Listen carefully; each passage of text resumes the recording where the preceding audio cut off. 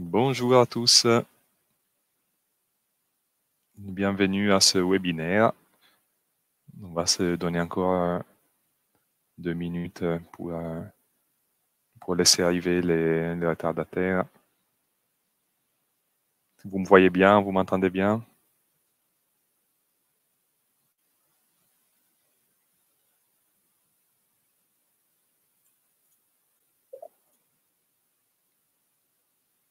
Oh, bonjour Yacine. Très bien, parfait.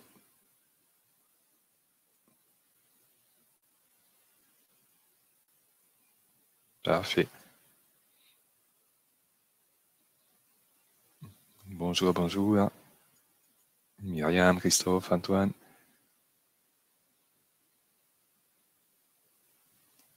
Bonjour.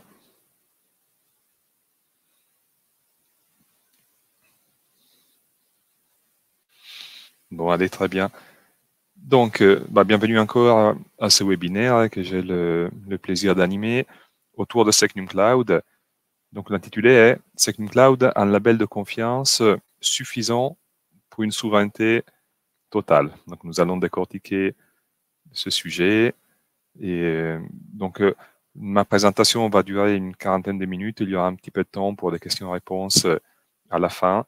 S'il y a des questions pendant la présentation, je vais essayer de les lire, mais globalement, je vais essayer de les garder pour la fin. Très bien. Donc, je m'appelle Giuliano Ippoliti.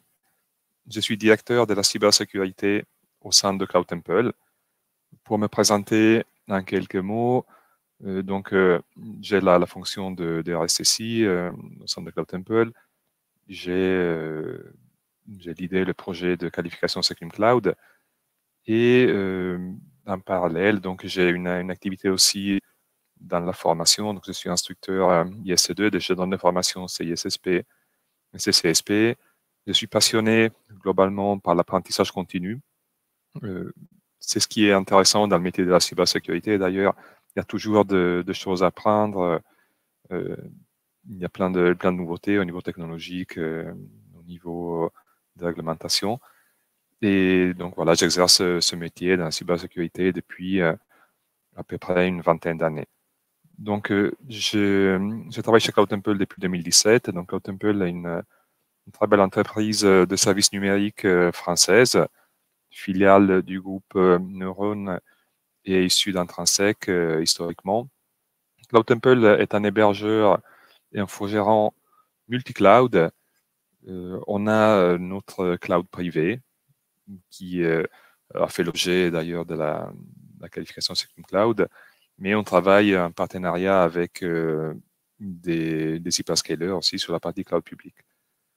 En tout, nous sommes à peu près 300 collaborateurs, donc la plupart des ingénieurs. Alors, dans ce séminaire, on va tout d'abord creuser un petit peu le concept de souveraineté des données. On va ensuite voir comment le référentiel Secnum Cloud, qu'est-ce qu'il apporte par rapport à ce thème de la souveraineté et de façon plus globale, qu'est-ce qu'il impose aux fournisseurs de services cloud comme exigence de sécurité.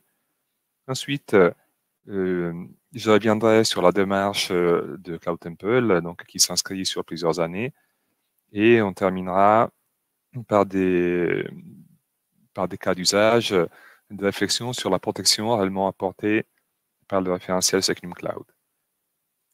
Donc, commençons par la souveraineté des données. Donc, déjà, c'est un mot qui est utilisé souvent et les définitions ne sont pas tout le temps les mêmes.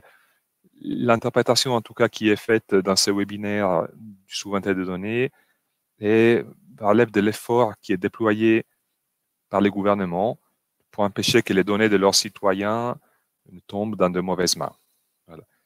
Donc, ça, c'est valable à l'échelle des gouvernements nationaux, ou même si on élargit un petit peu la thématique au niveau de l'Union européenne.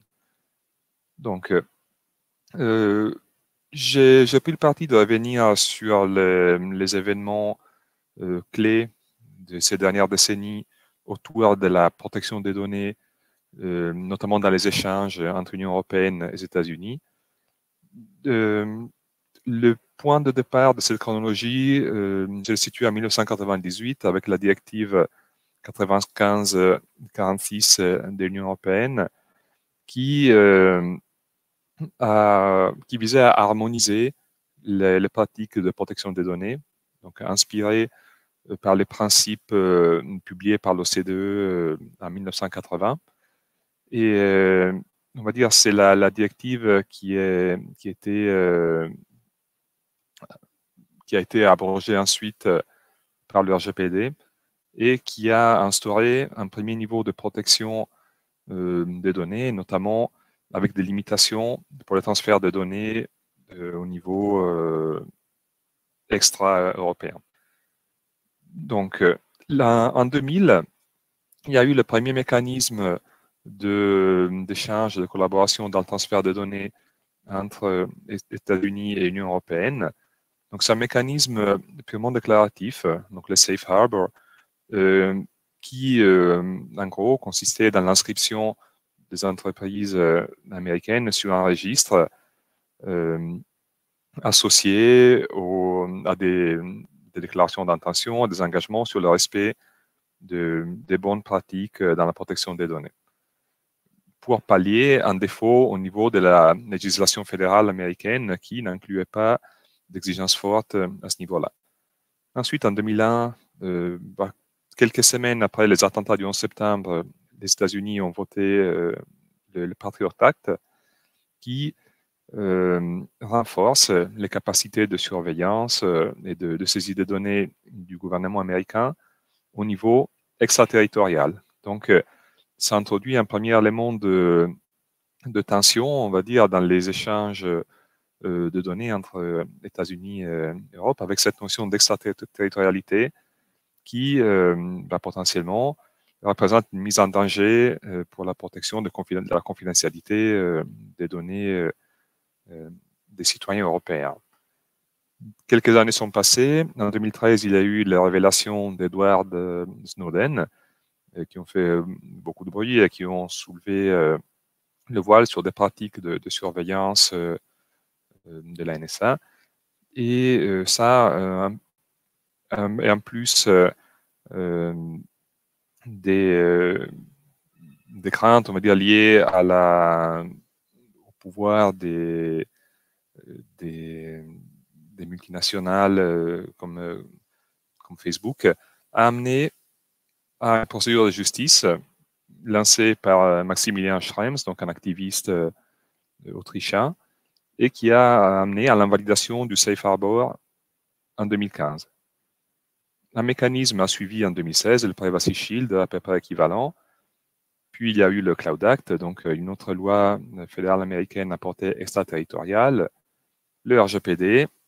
Là, il y a ce ping-pong de réglementation qui ont un but complètement différent. Donc, si le RGPD a pour objectif la protection des données des citoyens, le Cloud Act a plutôt pour but la protection des intérêts de l'État, donc des États-Unis, face aux menaces, notamment de terrorisme criminel. En 2020, il y a eu l'arrêt Schrems II qui a amené à l'invalidation du Privacy Shield. Et donc en 2002, là, tout récemment, il y a eu un accord de principe avec le Transatlantic Data Privacy Framework qui cherche à nouveau à établir un cadre de confiance pour le transfert des données entre Europe et États-Unis. Donc, comme on peut le voir, c'est un sujet qui ne date pas d'hier et il n'est pas impossible d'ailleurs que ce nouvel accord se heurte une nouvelle fois à une invalidation, un éventuel Schrems III, ça, on verra. Donc, voilà le contexte au niveau de la protection des données. Si on se focalise sur la chronologie au niveau français européen, on peut identifier d'autres dates clés. Donc, 2009, c'est le début, la conception du projet Andromède, donc la première idée de déploiement d'un cloud souverain français. Donc ça, c'était par le 3e gouvernement de Fillon. Ce projet n'a pas abouti, mais ça a continué avec CloudWatt et Numergy, donc 2 tentatives de cloud souverain français qui n'ont pas rencontré voilà, le succès escompté. Puis en 2014, le plan cloud du gouvernement français qui s'inscrit dans le programme Nouvelle France industrielle a abouti à une première version du référentiel Secure Cloud, donc qui deviendrait Secnum Cloud, avec une première version publiée en 2016, version avec 2 niveaux, donc essentiel et avancé, donc distinction qui a été pour la suite abandonnée. Donc en 2018, le référentiel Secnum Cloud en version 3.1 a été publié. Et donc, c'est sur cette version du référentiel que CloudTemple a obtenu la qualification. Puis, le Cybersecurity Act au niveau européen, qui a été salué par l'ANSSI, a posé des bases d'une harmonisation au niveau d'un schéma de certification européen sur la sécurisation des clouds. Et en 2020, il y a eu la publication d'un draft du draft du référentiel EUCS par l'ENISA. Donc l'ENISA, c'est l'agence européenne pour la sécurité de l'information. Et donc ce référentiel est voué à devenir le point de référence au niveau européen. Donc il est possible que Secnum Cloud, in fine, soit mis en équivalence avec le niveau élevé, donc le plus haut de ce référentiel EUCS. En 2020, il y a eu aussi un autre projet, donc Gaia X, qui avait pour but, qui a toujours pour but la création d'un cloud européen souverain, donc issu au début d'une collaboration franco-allemande avec un élargissement des entreprises participantes à des entreprises aussi chinoises et américaines par la suite, ce qui a jeté un petit peu de doute sur le projet. Et en 2020, doctrine Cloud au centre, donc lancée par le gouvernement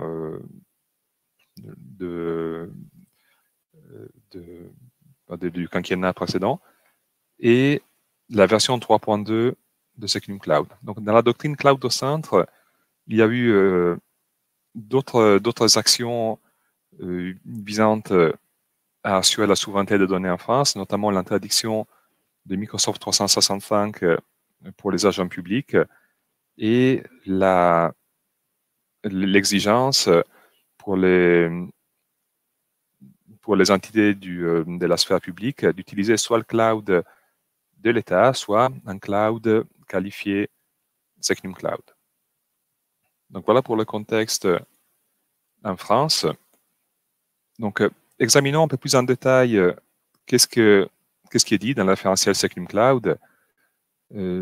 Donc il contient 19 chapitres, 2 annexes. Les premiers, on peut passer relativement rapidement. Il porte sur les différents niveaux de prestations, par exemple IaaS, PaaS, SaaS, et depuis donc la version 3.2 aussi CaaS, Container as a Service. Et pour le reste, à partir du chapitre 5, donc les chapitres, je suppose, qui sont familiers pour la plupart d'entre vous, parce qu'ils reprennent exactement l'organisation d'ISO 27001. Donc ça, c'est plutôt quelque chose de malin, je trouve, au niveau de la conception du référentiel. On n'a pas essayé de réinventer la roue, mais on est réparti de la réflexion, donc de l'effort lié à ISO 27001. Par contre, la philosophie de Secnum Cloud est un petit peu différente, dans le sens où On peut obtenir une certification ISO 27001 si on est dans un effort d'amélioration continue, même si toutes les mesures de sécurité ne sont pas déployées, s'il y a un effort qui tire vers le haut niveau de sécurité année après année. Dans SecNumCloud, on va dire, on ne peut pas s'en sortir avec des plans, des projections sur un niveau de sécurité élevé dans le futur. Il y a des exigences qu'il faut respecter au moment de l'évaluation. Donc, le niveau de difficulté est sur un autre ordre de grandeur qu'ISO 27001. Alors, passons rapidement en revue les chapitres. Donc, politique de sécurité de l'information, ça fait référence à tout le corpus documentaire des politiques et des processus qui doivent être mis en place par les fournisseurs de services. L'organisation de la sécurité fait référence à la définition des rôles et de responsabilités, au lien avec les autorités comme l'ANSSI, la CNIL. Sécurité des ressources humaines donc contient des exigences sur la gestion des arrivées, des départs, le screening, donc les vérifications à l'emploi, l'exigence d'une charte d'éthique, d'un processus disciplinaire en cas de violation. La gestion des actifs impose d'avoir un inventaire complet de tous les éléments, tous les actifs qui participent à la fourniture du service SecNumCloud, avec les besoins de sécurité qui sont bien identifiés. Contrôle d'accès et gestion d'identité fait référence à tout ce qui est gestion des droits, par exemple, provisioning, déprovisioning de droits d'accès, authentification multifacteur. La cryptologie impose le respect de meilleures pratiques, notamment avec l'introduction des exigences des annexes 1 et 2 du RGS, ça on le verra tout à l'heure. La sécurité physique impose d'héberger les systèmes liés à SecNumCloud concrètement dans des baies dédiées, dans des data centers avec des contrôles d'accès spécifiques. Donc on mélange pas au niveau physique pour l'hébergement des données, donc dans la zone sensible du SecNumCloud et du non SecNumCloud. Les sécurités liées à l'exploitation imposent de facto certaines exigences, notamment liées à l'utilisation d'un bastion pour les équipes d'exploitation, des postes d'administration dédiés, déconnectés des outils bureautiques. Donc ça, pour limiter le risque lié à un phishing, l'utilisation d'un CIEM, voilà, pour la journalisation des événements de sécurité, l'identification des activités malveillantes. Sur la partie sécurité de communication, on a des exigences fortes au niveau du cloisonnement. Donc, le cloisonnement, c'est l'un des maîtres mots du référentiel, donc aussi bien entre le SI qualifié SecNumCloud et le reste du SI, et pour les différents commanditaires. Le 14e chapitre porte sur les pratiques de développement. Donc, dans le cas de CloudTemple, donc, nous avons développé notre propre Cloud Management Platform. D'ailleurs, le référentiel impose aux prestataires d'utiliser des interfaces d'administration différentes de celles mises à disposition aux commanditaires, donc aux clients. Donc, on a développé notre propre Cloud Management Platform avec des techniques de DevSecOps, etc. Et donc, ce chapitre 14 donc, impose des normes de développement sécurisé, de tests de sécurité et de respect de meilleures pratiques à ce niveau-là. Alors, le chapitre 15 sur la relation avec le tiers est très exigeant dans le sens où il impose aux prestataires, donc à CloudTemple en l'occurrence, de contractualiser des clauses d'audit avec tous les prestataires qui participent à la fourniture de services.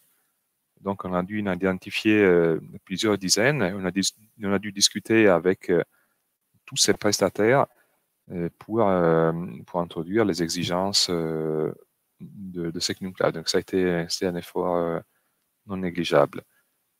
Gestion des incidents de sécurité. Encore une fois, il y a des bonnes pratiques qui sont imposées aux fournisseurs en termes de réponse aux incidents, en termes de collecte, du stockage de preuves, unité d'activité, ça je passe rapidement, de conformité. Et donc le 19e chapitre inclut des exigences supplémentaires par rapport à ISO 27001.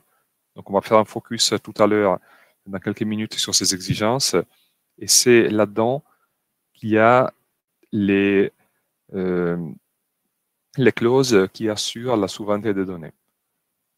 Ensuite, donc l'annexe numéro 1 inclut plusieurs guides de l'ANSSI. Donc, c'est pour ça que le référentiel CloudTemple est un référentiel qu'on peut considérer à tiroir.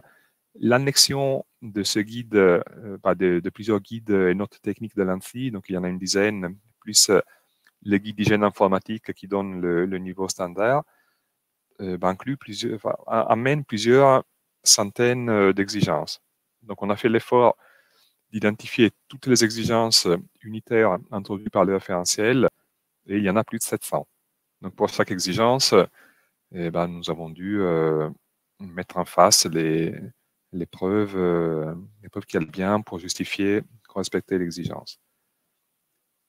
Donc, le processus de qualification est complexe pour SecNumCloud. Déjà, il y a seulement 4 organismes qui sont accrédités et les évaluations incluent un niveau de technicité très élevé. Donc, les auditeurs techniques décortiquent les configurations, les niveaux de durcissement, la force des algorithmes cryptographiques. Donc, c'est quelque chose qu'on ne voit pas, par exemple, dans les audits ISO 27001. Et l'ANSSI est impliqué tout au long du processus, donc à travers 4 jalons.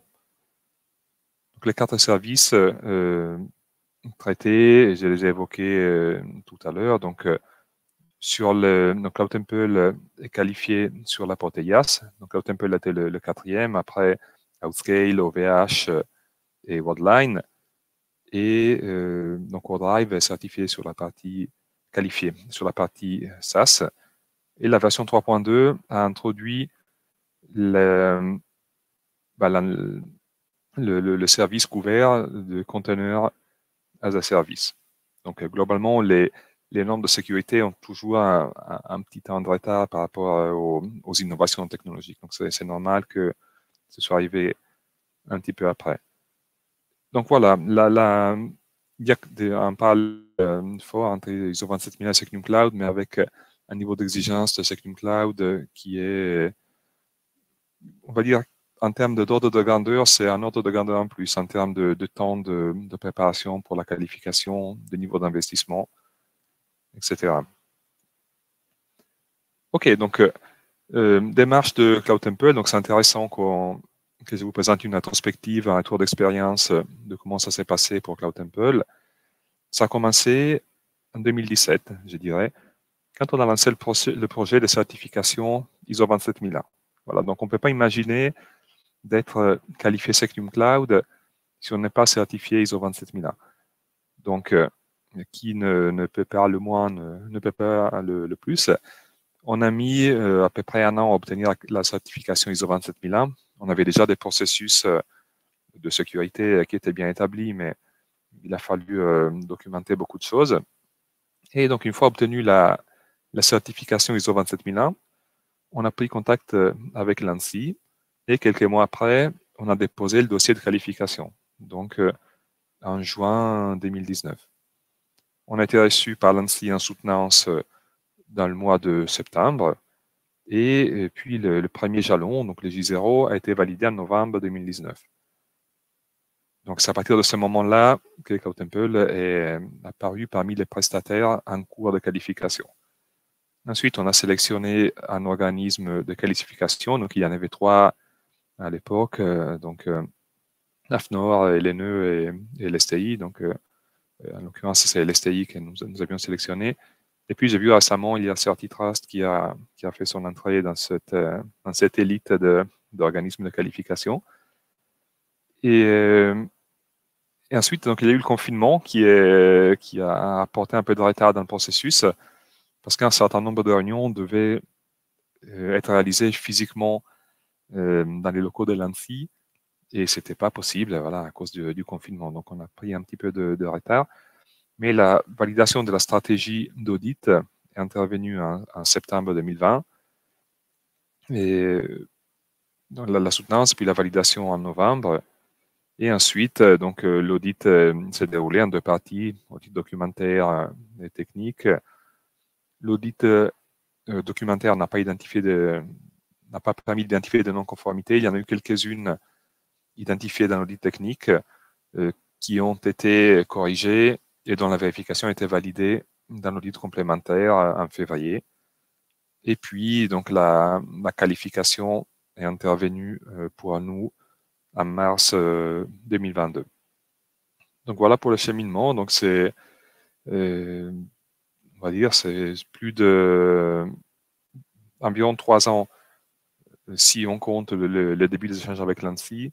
On peut ajouter une bonne année si on inclut les efforts pour obtenir la certification ISO 27001. Donc, alors, pour en revenir au sujet principal du webinaire, donc la souveraineté des données, je vous propose un focus sur les exigences que Secnum Cloud introduit sur la souveraineté des données. Donc, elles sont principalement dans le chapitre 19. Donc, la première de celles que j'ai listées impose d'indiquer dans la convention de service le droit applicable. Donc, dans notre cas facile, c'est le droit français. L'obligation de stocker et de traiter les données des commanditaires au sein de l'Union européenne. Dans notre cas, voilà, c'est la France. Et voilà, donc il y a cette ouverture à l'Union européenne. L'obligation de réaliser les opérations d'administration et de supervision, encore une fois, depuis l'Union européenne. Et aussi, dans le point d'après, donc stocker les données techniques, donc tout ce qui est journaux, éléments de configuration, certificats, toute information technique. Donc ça aussi, ça doit être stocké au sein de l'Union européenne. Il y a une ouverture à la possibilité d'un support aux commanditaires, donc aux clients, à réaliser depuis hors l'extérieur de l'Union européenne, mais avec l'obligation d'indiquer des mécanismes permettant d'assurer le contrôle. Et donc ça, c'est juste du support qui n'est pas apparenté aux opérations d'administration et de supervision. Donc avec un niveau d'accès aux données complètement différent. Alors, il y a des exigences qui ont été introduites par la version 3.2 du référentiel. Donc, la première sur le siège statutaire des organismes qui doit être établi au sein d'un État membre de l'Union européenne. Une exigence sur le capital social et sur les parts de l'entreprise contrôlées, donc qui doivent être, selon certains seuils, détenues par des entités membres de l'Union européenne.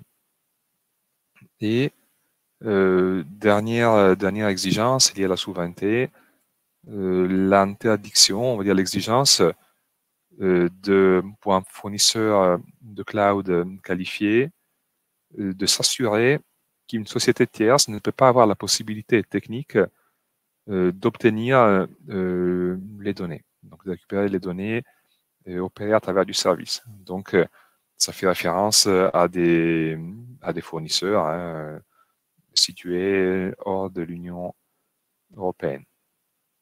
Donc, comme on peut le voir, les exigences sont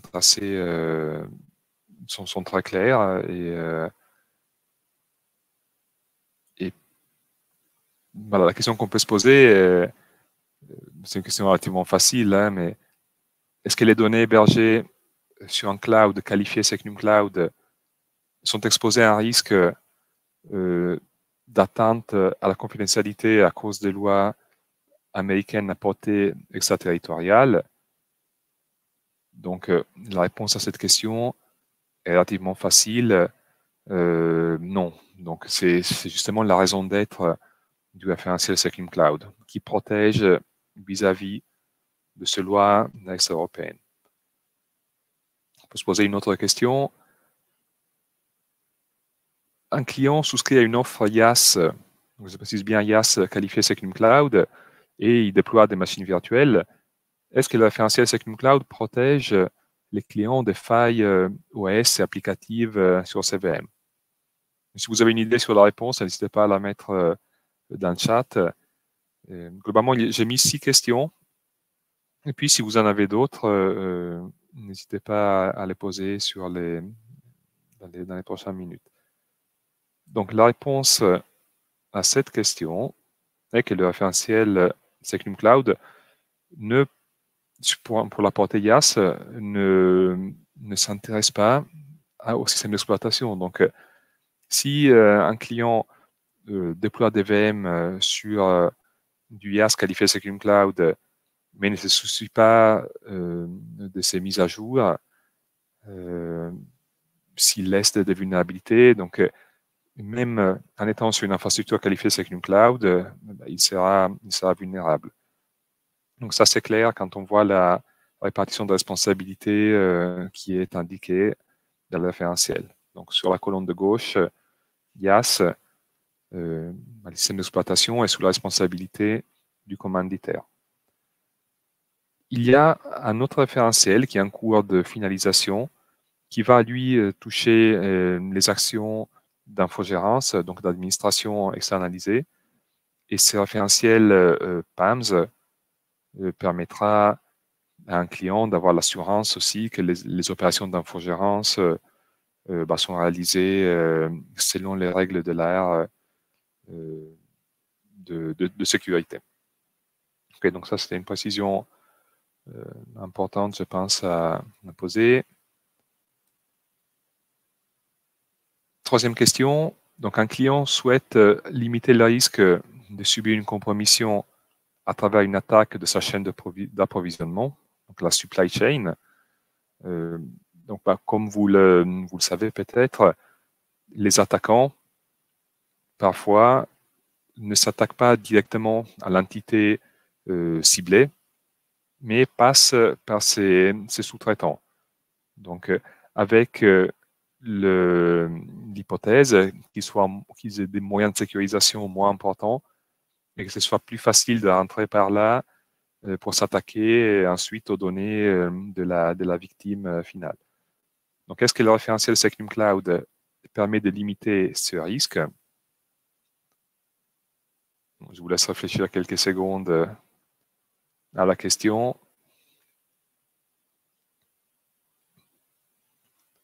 Donc, la réponse est sans doute oui, dans le sens où le référentiel Secnum Cloud n'impose pas seulement aux fournisseurs directs des exigences de sécurité, mais s'assure que toute la chaîne de ces sous-traitants fournissent des services sécurisés, donc notamment avec l'introduction de clauses contractuelles sur l'auditabilité et les exigences de sécurité. Donc, pour être qualifié Secnum Cloud, on doit, par transitivité, décliner un certain nombre d'exigences de sécurité sur ses propres sous-traitants. Donc, ce qui limite pour le client final le risque lié à une compromission de la supply chain. Donc, ça limite le risque, vous le savez, le risque zéro en sécurité informatique n'existe pas. Mais voilà. Donc, question, est-ce que ça concerne le partenaire? On va dire ça, l'exigence du référentiel Secnum Cloud porte sur les fournisseurs qui participent à la fourniture du service. Donc, Si le partenariat est une forme de sous-traitance, oui, ça rentre dans le périmètre du référentiel. Autre question. Est-ce que la qualification Security Cloud permet d'office l'hébergement des données de santé? Donc, on pourrait se dire, Security Cloud est le niveau de certification de sécurité le plus élevé possible. Est-ce que ça permet d'héberger des données de santé? Donc, il faut savoir, non, c'est pas automatiquement. Il faut la certification HDS, mais in fine, en tant que rétex, pour être Security Cloud, il faut être ISO 27001. Et une fois qu'on est ISO 27001, la marche à franchir pour être HDS est relativement réduite. Donc, en tout cas, c'était notre approche. Donc, au niveau de Cloud Temple, on a retardé un petit peu la démarche de certification HDS, mais cette certification devrait tomber dans quelques jours.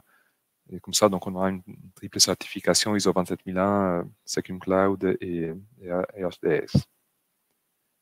Donc, est-ce que la loi de programmation militaire impose aux OIV de faire recours à des fournisseurs de cloud qualifiés Security Cloud?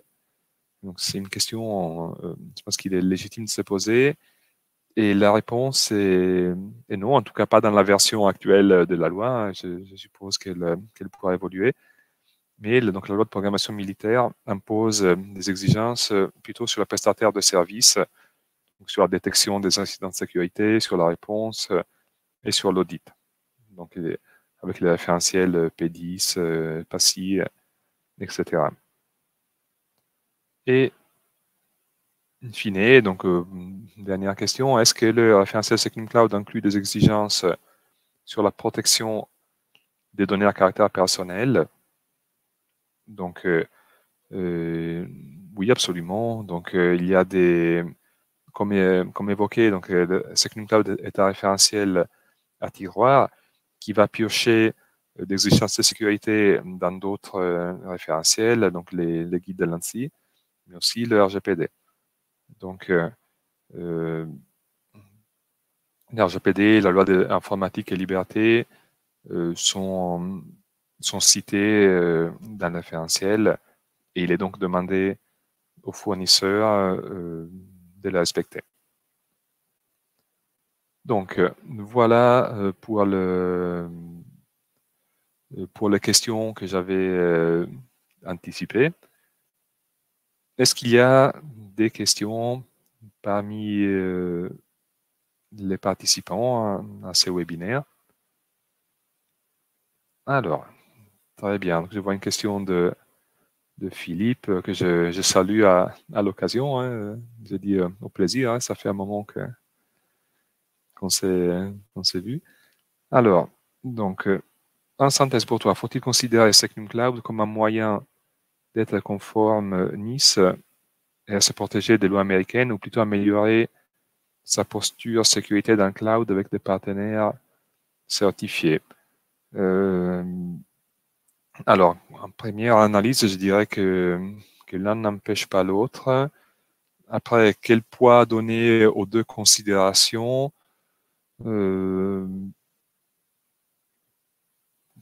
C'est un poids à peu près équivalent, je dirais. Donc, s'il y a effectivement le souci de souveraineté, d'être protégé par rapport aux lois américaines, principalement des lois à portée extraterritoriale, donc ça touche principalement le risque qui porte sur la confidentialité des données.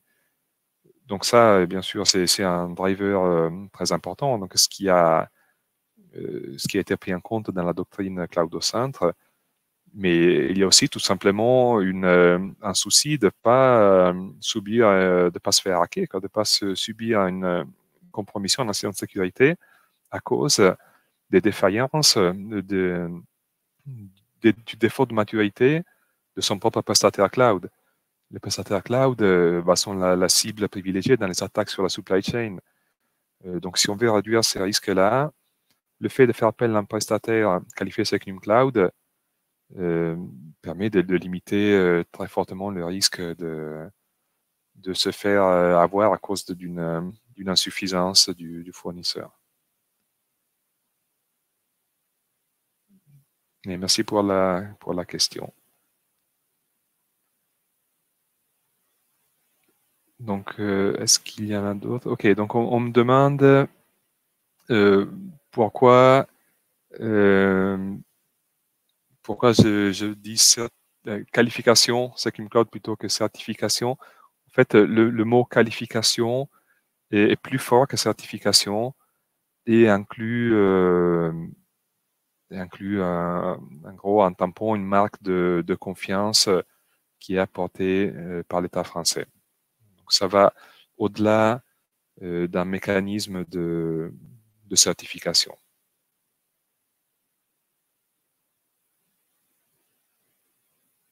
Alors, d'autres questions? Ok, est-ce qu'il y a une orientation? La question de Yacine, est-ce qu'il y a une orientation pour rendre Secnum Cloud obligatoire pour certains fournisseurs de services? Oui, donc c'est en tout cas, c'est je dirais, tous les fournisseurs de services cloud qui vont héberger des données d'entités publiques, étatiques, devront être qualifiés Second Cloud.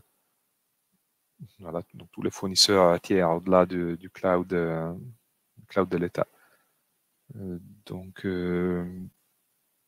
oui, indirectement, on va dire si un fournisseur veut être éligible à héberger ce type de données, il devra se lancer dans la qualification Second Cloud qui est vraiment difficile, quand même, il faut dire, à obtenir. Donc j'ai parlé de 3 ans d'efforts dans notre cas. Il y a eu aussi plusieurs millions d'investissements. Ok, donc autre question de Marc. Donc nous avons actuellement un contrat d'hébergement avec vous à Modias. Peut-il se prévoir automatiquement Second Cloud? Il faudra faire un contrat spécifique. Ok, donc pour être clair là-dessus, ce qui a fait l'objet de la qualification Second Cloud a été un sous-ensemble de notre périmètre IaaS global. Et donc, il est prévu dans les mois à venir qu'on migre progressivement tous nos clients dans cette bulle qui va grossir et ce sera associé avec des avenants contractuels, donc avec la signature de contrats avec toutes les clauses exigées par Second Cloud. Donc, sans coût. Donc, on a pris l'approche de pas faire payer plus cher l'hébergement sur un espace, on va dire, qualifié Second Cloud, plutôt que sur notre... en fait, à terme, on veut que toute notre offre IaaS soit qualifiée Second Cloud. Okay. Alors, la qualification, une question de Sylvain, merci. La qualification acquise pour combien de temps? Oui, donc c'est, comme ISO 27001, c'est des cycles de 3 ans avec un audit de surveillance annuel. Donc, en l'occurrence, pour nous, le prochain audit de surveillance aura lieu en mars 2023 et il portera donc sur les non-conformités mineures identifiées dans l'audit initial qui ne préjugent pas l'obtention de la qualification. Par contre, si on n'a pas corrigé ces non-conformités mineures, elles seront requalifiées en majeur et ce sera bloquant pour le renouvellement de la qualification. Alors, donc la qualification en question de Frédéric. La qualification Second Cloud ralentit-elle l'innovation de votre offre? C'est une excellente question. Et d'ailleurs, c'est le thème d'un webinaire en cours de préparation. Alors, la réponse est plutôt complexe parce que globalement, oui, les normes de sécurité, comme évoqué tout à l'heure, ont toujours un petit temps de retard sur les dernières innovations. Après, on a quand même dans notre offre Second Cloud introduit des technologies modernes, donc notamment l'infra as code. on a la possibilité de déployer des infras sur notre espace SecNumCloud as code avec une automatisation poussée au paroxysme. Par contre, on va dire clairement, si un client a besoin de services spécifiques de type machine learning, par exemple, big data, nous, on propose en fait une approche multi-cloud où on propose notre hébergement IaaS SecNumCloud, donc hyper sécurisé, souverain pour les données les plus critiques, mais on peut avoir une extension du SI dans des clouds publics, notamment Azure, AWS, donc pouvoir utiliser les briques technologiques les plus avancées qui ne seraient pas disponibles sur la partie cloud privé. Donc voilà notre approche en tout cas. Alors, question de Aya. Alors, est-ce que la qualification SecNumCloud est-elle valorisée de la même façon et toujours pertinente dans le cadre d'une architecture cloud privée, cloud hybride? Donc oui, oui, j'avais un petit peu anticipé cette question. On a plusieurs clients, en tout cas, qui sont dans ce cas-là, où ils vont stocker sur notre cloud privé, SecNumCloud, les données pour lesquelles les risques associés à une atteinte de confidentialité sont trop importantes, et ils utilisent des actifs sur des clouds de type Azure pour d'autres usages et pour profiter de plus de services. Voilà. Donc c'est oui, tout à fait le modèle. Ok.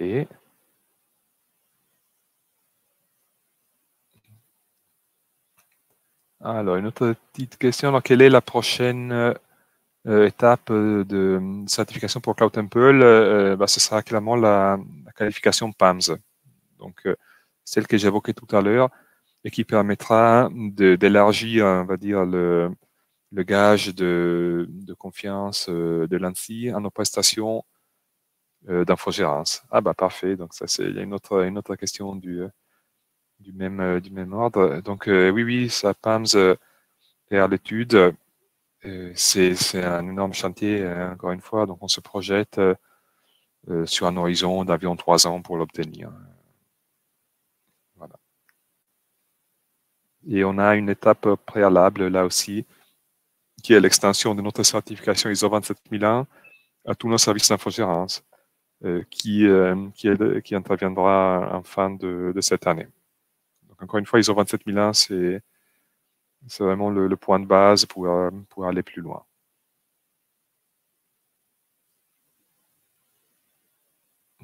Ok, donc je ne vois pas d'autres questions. On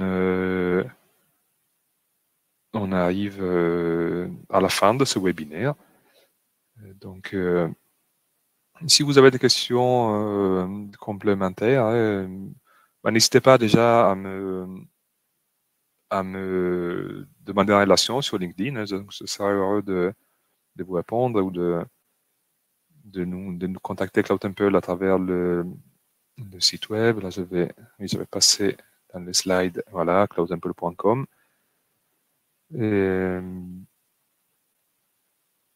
Et voilà, donc je pense qu'on a fait le tour pour la question d'aujourd'hui.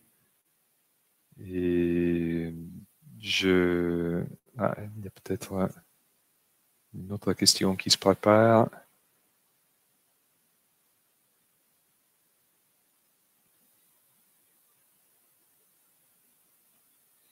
Ok. Et écoutez, merci beaucoup pour votre attention et au plaisir. Bonne journée à tous.